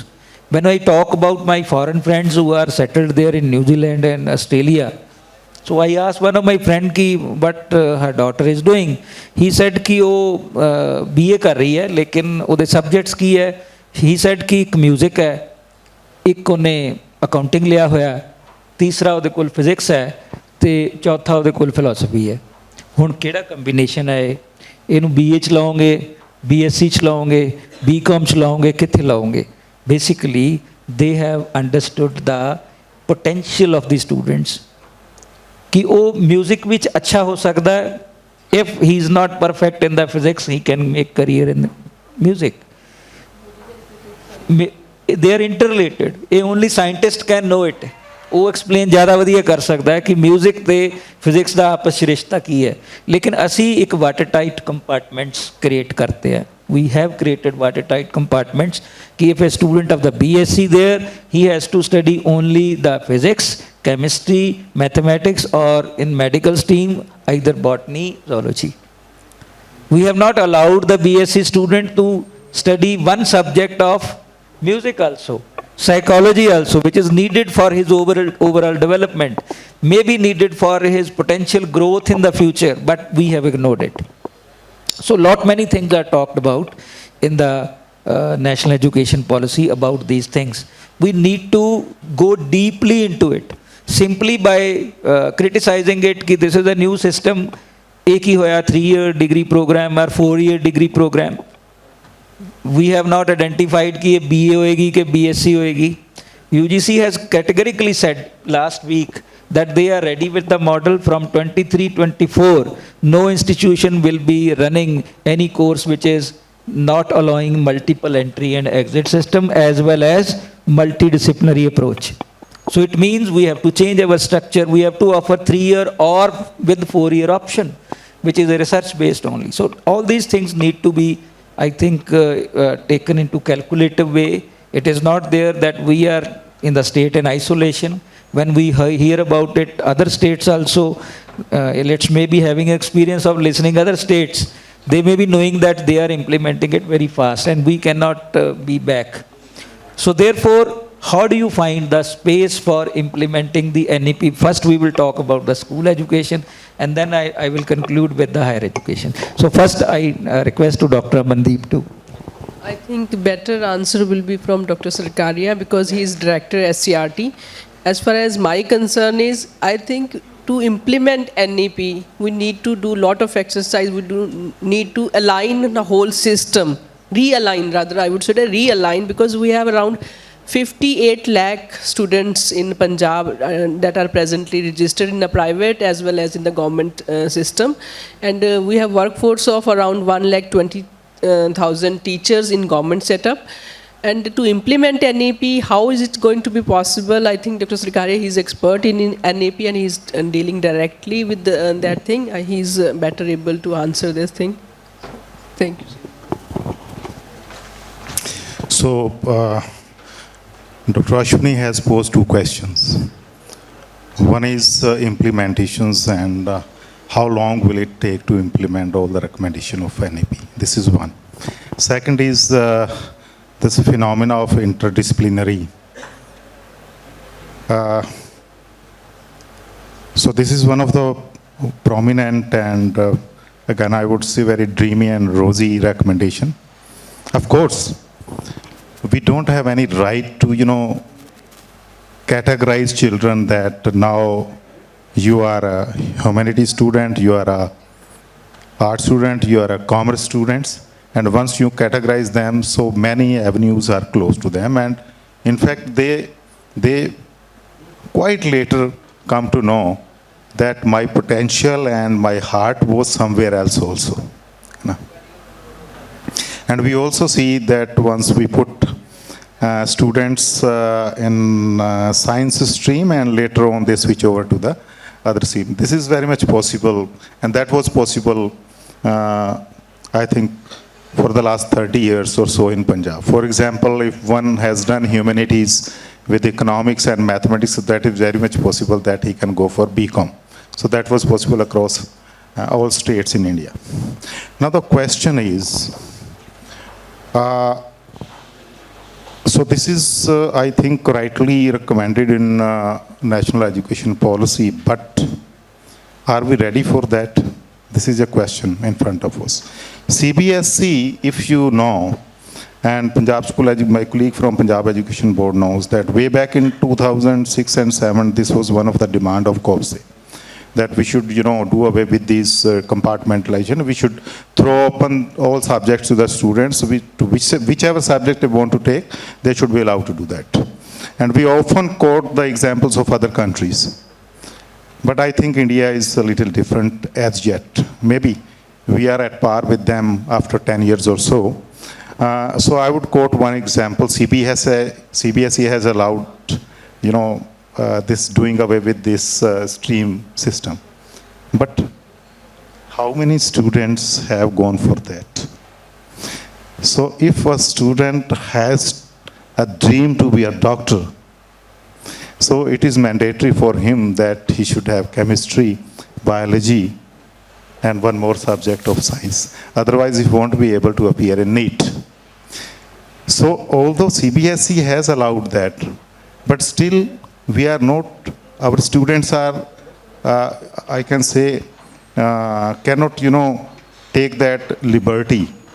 Yes, they can take additional subject or object sets of their, in whatever their heart is in, but still we'll have to, align our system first.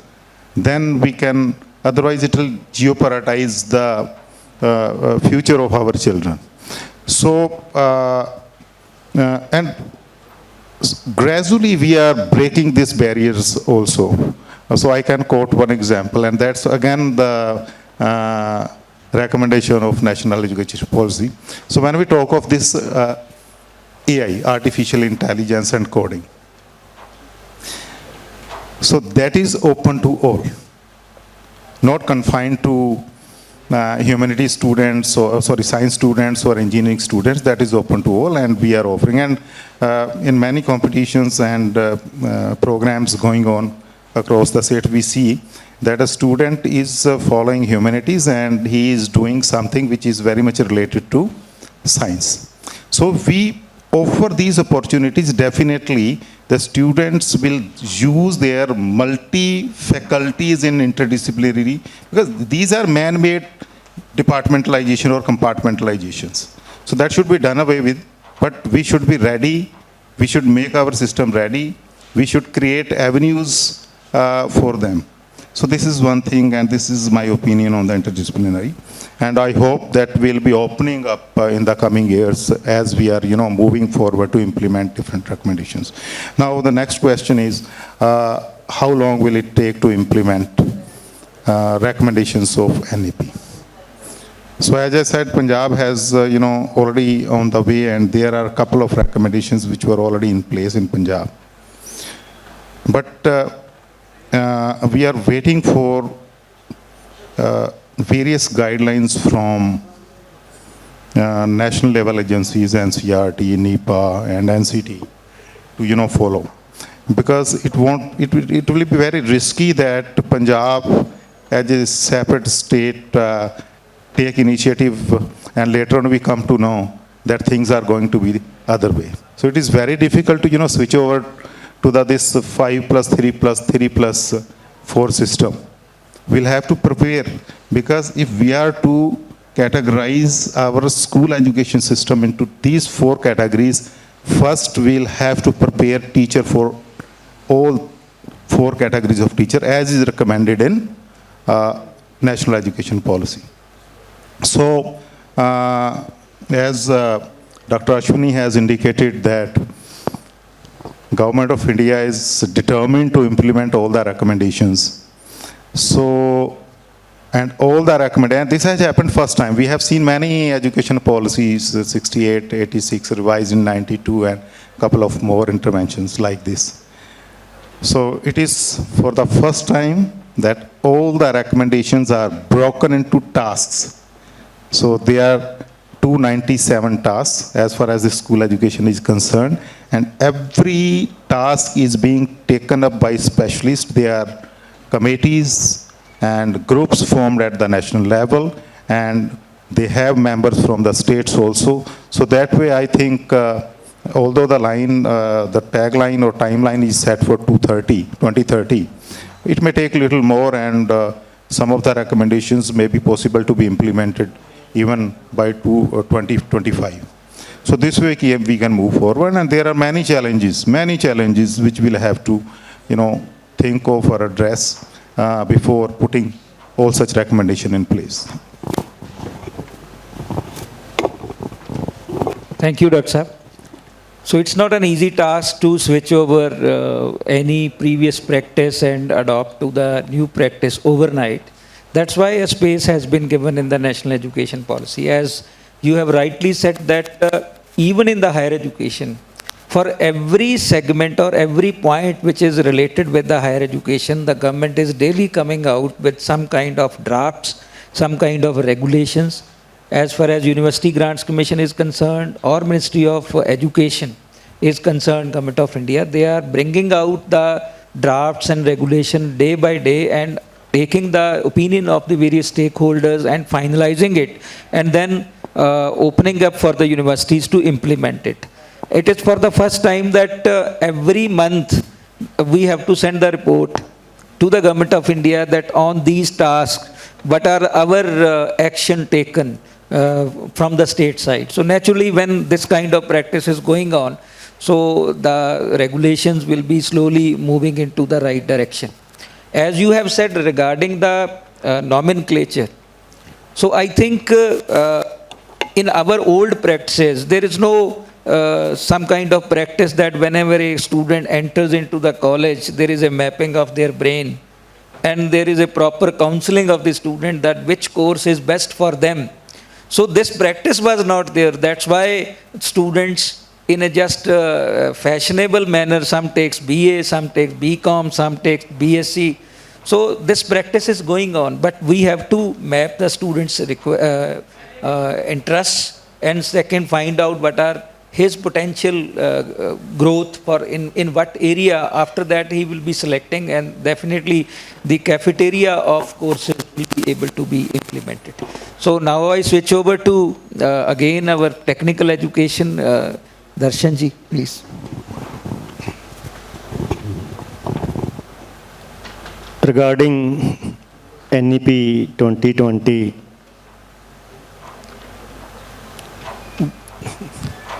At present, but the education system being followed here, technical education department and higher education department are almost working in silos. Whenever this higher education department starts any BTech course at their Punjab University or GNDU, we always say, this is our subject, why are these universities are providing education in technical education. Even अपने 5 or 6 years ago, we अपने think about starting BCom at PTU Jalandhar. Then we are worried that whether higher education will allow us to start BCom at Technical Education University. So we have changed its nomenclature. No doubt there is no objection from higher education, neither we have asked higher education about that. But we have changed the nomenclature of BCom as a BCom professional, and it was a 4-year course. Now, NEP allows every university, every institute to provide science courses as well as social sciences courses as well as vocational courses. Even a student studying in BA having social sciences subjects, he has to have subjects in vocational training. Similarly, in technical education, we are seeing from last 10 or 12 years that only technical education is not sufficient for a good engineer or for a good scientist. There should be some social sciences subjects are also. Even we have introduced moral sciences and ethics subject in BTech in every stream of technical education. So it is a mixture now in NEP. Even higher education can provide vocational training and technical education can provide social sciences subjects. But regarding implementation of, so still we are seeing when school education department will decide about implementation of that. Accordingly, we have to calibrate our systems, because whatever be the 5+3+3 education system, so what will be the eligibilities for engineering students, what will be the eligibilities for IT students, then accordingly we will plan that how to plan an NEP for technical education. So we are seeing towards school education, when they will implement this one, definitely we will follow them.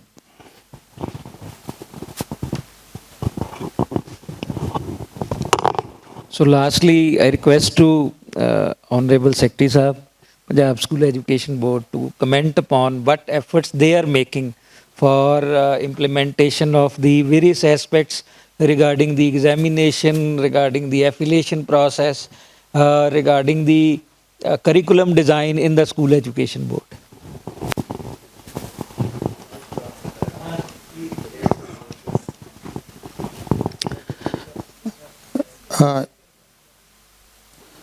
In our Punjab School Education Board, every services are online. Even examination form, even affiliation, every type of service is provided online basis. If some technical problem occur there, then we sometime move to physical mode. Otherwise, it is totally online process. Even examination, bar coding, etc. is also being done on digitization basis. I think there is no such big problem in our education board. Otherwise, everything is okay. Thank you, sir. So, 3 questions were posed to the panelists. First was regarding the digitization of the education. Second was regarding the introduction of local language in the content and flavor of our delivery system, as well as the mechanism of our school and higher education. And thirdly, it was related with what is the space to implement the national education policy in the right perspective. So, in the end, I would like to conclude that a lot of efforts need to be done. It is not there that many states, when we hear about their achievements, they are doing it. We were happened to be in Hyderabad, one of the conference conducted by the Elets. We listen to many speakers there also and here also, and even we listen many speakers from in the various meetings on the board of Education Ministry, Government of India, and various states. So it is portrayed that some of the states that they have implemented in toto, and now we are in the 90% implementation. I think this is not a true picture. You cannot change the landscape of higher education, which is running from the last 75 or 76 year in 1 minute or in 1 day or in 1 year. First of all, the mindset of the various stakeholders need to be changed. Though the seriousness of the government is there, because they have taken so much time. This is for the first time that national education policy is prepared after the consultation from the village panchayat to the parliament. This is for the first time. Otherwise, mostly national education policies are framed in the four walls of air-conditioned rooms, and then the people are asked to implement it. Here, the stakeholder views are absolutely taken care of. But to change everything overnight is not possible. Though in the state of Punjab, we are changing the mindset of the universities, because ultimately when you have to change the curriculum, they are the autonomous bodies, they have the system of board of studies, which is in some universities elected bodies, and then they have to go to the faculties, then academic councils. There are a lot of things which need to be taken care of. After that, a final syllabi is approved by the university. It is not there that some people take a decision and it is done automatically. We have to change the mindset of everybody. When we go for the board of studies, then there are different kind of stakeholders. They have their own views. So keeping in view all these things, some model syllabuses by the state governments as well as the national level should be chalked out after consultation with it. Then we have to go with for multidisciplinary of education. The most important task is to fragment the all courses into multiple entry and exit system. For example, a person who is doing 4-year degree program, then we have to split it. First year, if he complete, then he will be given a certificate. Then if he complete the second year, then he will be given a diploma, and third year advanced diploma, and fourth year ultimate the final graduation degree. We have to come out with this. Our universities in Punjab has already started 5-year integrated program, which there is an exit system after 3 years. Now they have started certain courses in the university campuses where 3-year degree program is split into diploma, advanced diploma, and degree. So fourth year, naturally, the guidelines will come from the UGC very shortly. After that, it will be implemented. Academic bank of credits, I said, from the higher education department side, all the universities are registered it. The thing is to have to convert the course evaluation into the from marks to credits. When it will be converted, there will be no problem. I think the credits of the score earned by the student will be converted into and put it on the academic bank credit. Every student will have an account and they can check it out how many. Secondly, as Sarkaria ji has said, that if a student of science wishes to study the music or any philosophy or psychology, there will be MOOC courses, and 40% of the courses you can done through the massive online open courses, and universities will credit to it to earn a degree. So all these things are happening. And we should not say that it is very hard, but it will be it will take a space, it will take some time to implement everything. When you implement something in haste, so there are a number of bottlenecks and problems which are created and which are never, I think, corrected, which can never be corrected in a very short span of time. So we should take a caution. There are a number of things which has to be done by the central government, number of things by the state government, and then ultimately school boards and the universities. So the future is very bright. So India will be ready for any kind of new change. We have changed the landscape of everything in the society. So I think the future ready Bharat is not very far away. So with these remarks, thank you very much to all of you. Thank you. My name is Pankaj Bansal. I am from Department of IT, Haryana. So I have a question pertaining to this entire education system. You have been speaking about that we should include our, regional native language. For example, if you're a Punjabi, you should translate your entire content, your entire school curriculum into Punjabi language. And so it could be in case of like, if you go to Maharashtra, they might be, thinking the same way because, that is your native tongue and it is easy for you to like communicate and, understand. But when you go to the global forum, then the entire, the circumstances changes. So most of us might say, that English is mostly spoken, but Chinese is also, afterwards is mostly spoken. There is not much difference between them. But do you think there could be a solution, where you can invent a new language, a universal language, which could be understood by all, Isn't it possible? Can you think of like, something like that? Because if you go to like any part of the world, any region of the world, there are more than like 7,000 languages which are being spoken around the world, So there could be a solution? Can this could be a solution? You invent a new language, which is easy to understand. Maybe technology can help you, invent that kind of language, and you have your entire content, entire system, everything in that language. So it is easy for you to like communicate. You can go to any part of the world, and you communicate in that language. So that was my question, if it could be a solution.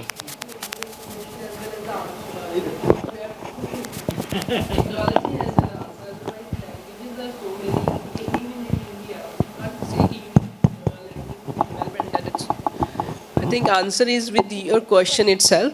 Only technology can help in that creating that kind of language in which we can translate any kind of language to the language we understand. No, translation is typically possible with any sort of software. I truly recognize we should, preserve our culture. So the more I'm attached to my culture, more I'm inclined towards, towards my, regional language. But when I talk about at the global forum, there should be a language because if I have to go to Germany, that shouldn't be a case that if I have to go to Germany, I need to, learn German. There could be a universal language, so that is being understood by German people as well, Indians. I understood your question, what you want to say, that we must have a global codified language which is understood by everybody. Now we are in the age of technology. You look at our parliament system, there are a number of people coming from the various languages all over the states. But there is a translation system in voice translation. Immediately, within a minute, it is converted and the people can understood it. If a Punjabi a member parliament speaks in Punjabi, immediately it is converted into English or the language of the choice of the other member parliaments. So their speakers are there, microphones are there, they can understood it. Now it is not there that we should have a codified separate global language. Now it is, the practical is everybody can understand the language of anybody with the help of the technology. It's not there. Secondly, what you said that instead of focusing on local language, we have to go, nobody has said it that you should not understand or learn in English. We are just saying that for living in the society, for what we are getting the education. For what we are getting the education? We are getting the education to make people a great citizens of this country. We are not producing the human machines. And for producing great human beings, we need certain values. We need to understand our cultures, which is of, I think, so many thousands of years of old. So for that purpose, if a student or a pupil who is coming in the school is given some feedback in their local mother tongue at certain level, apart from teaching the global language, there is no harm in it. There should not be any harm of it. So it is a change of our mindset only. So secondly, what you said, कि global language होना चाहिए, I don't think so. English we understand, Punjabi we understand, Hindi we understand, other part can be played by the technology. You can go anywhere in the world. These things can be handled by the technology itself. Language is only a media to communicate. And the base thing is conceptual understanding. We are saying that our teaching should be in mother tongue. That means to make the child understand concepts well. So this is the idea behind medium of instruction. Otherwise, media for any language is just a mode of communication. Yes.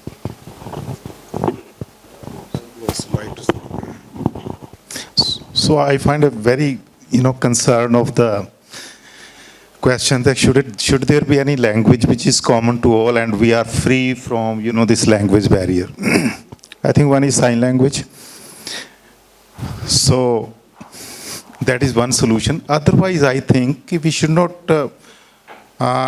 be longing to just, have one language. Every language has its beauty. And over the years, you will see that every language is being enriched with other languages. So in Punjabi, you see, or even in English, you see, there are many words which are French words, basically. So they have borrowed from French language. And if you see American English, in American English, hardly there is, any prominent language from which they haven't borrowed the words. If you happen to read this Promised Land by President of, which is written by former President of America, Obama, so you will find that his language is enriched with many. You will find Pandit and so many Indian words and, Farsi words merged into American English. So over the years, we are trying to, because there are certain expressions which a particular language may not have. So in South Africa, there are as many as 150 words here, just, which indicates ways of seeing and walking. But some other languages do not have. So Tibetan language has many expressions which English language doesn't have. So I think over the years, as we people are globalized and meeting, different cultures are fusing and different languages are coming together. So every language is being enriched, and perhaps it is, too big a dream that we should come out of one language. But anyway, over the years, technology helping us to understand other language in which we want to interact.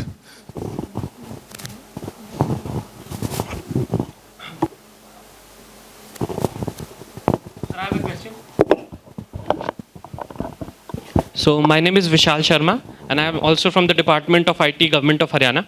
So as we had a very insightful discussion amongst you 5 people discussing about a number of things, especially relating to the National Education Policy 2020.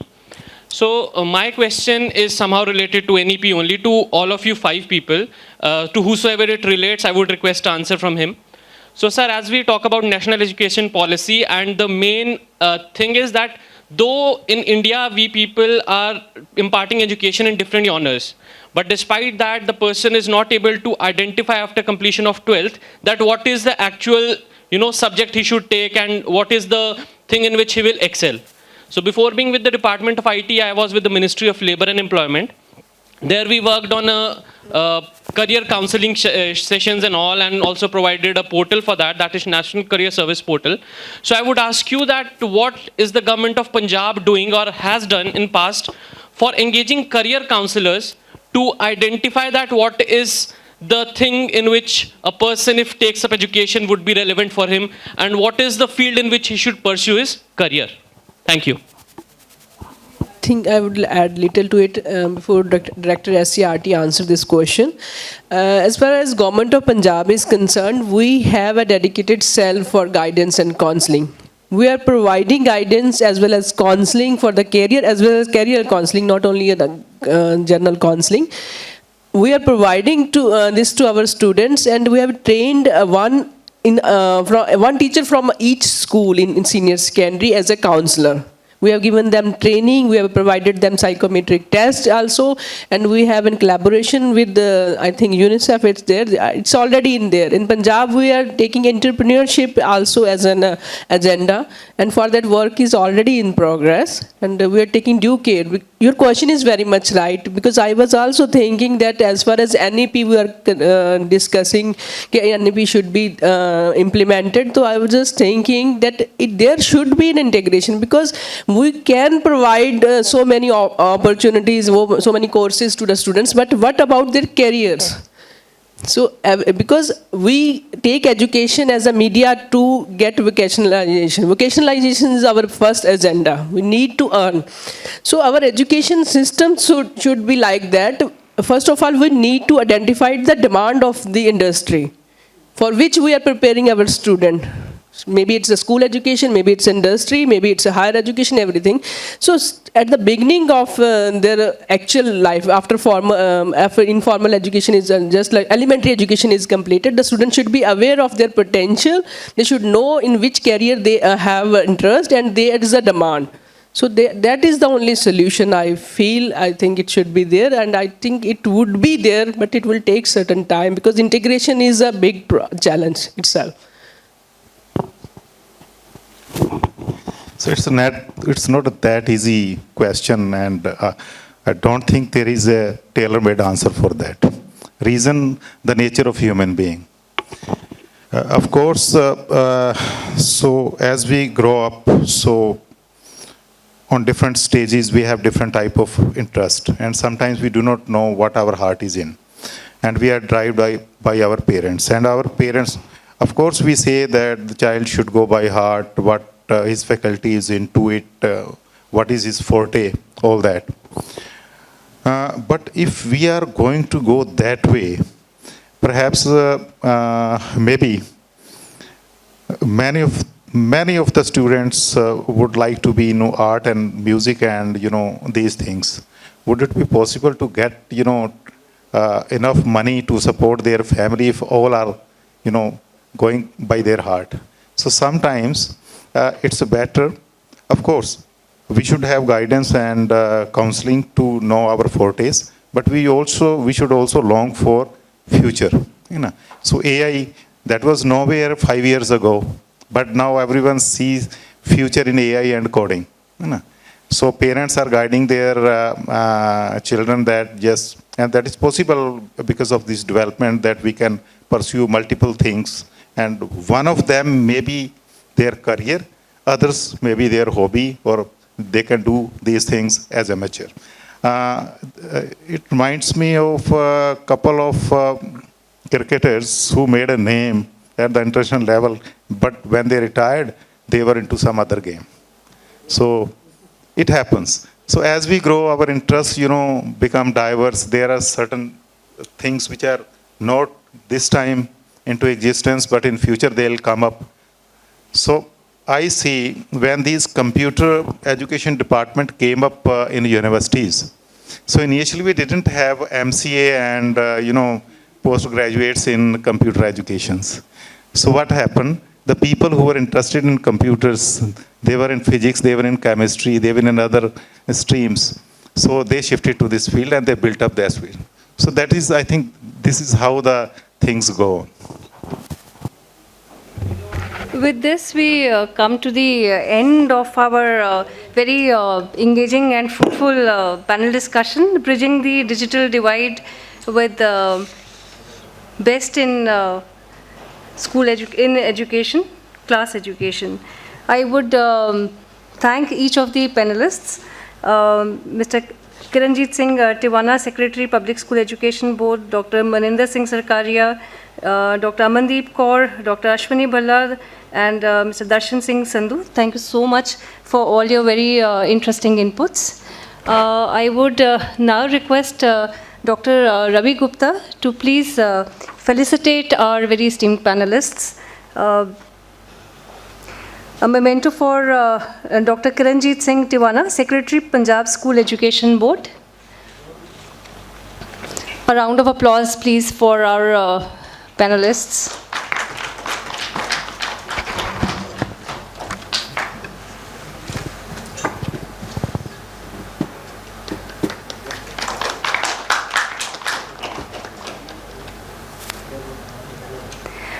A memento for Dr. Maninder Singh Sarkaria, Director, State Council of Educational Research and Training, SCRT, Government of Punjab.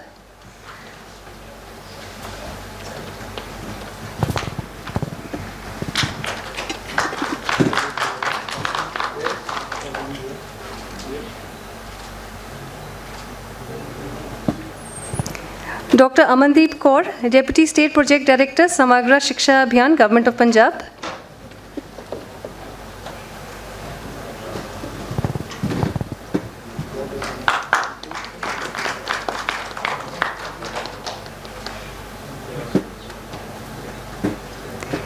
Our brilliant moderator, Dr. Ashwini Bhalla, Deputy Director, Department of Higher Education, Government of Punjab.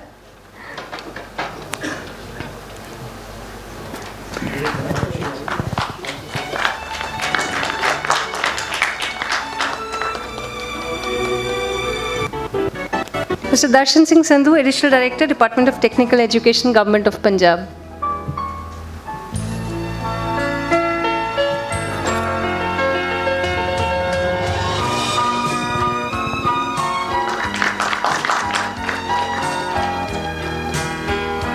Thank you, everyone. I would request everyone to please pose for a group photograph.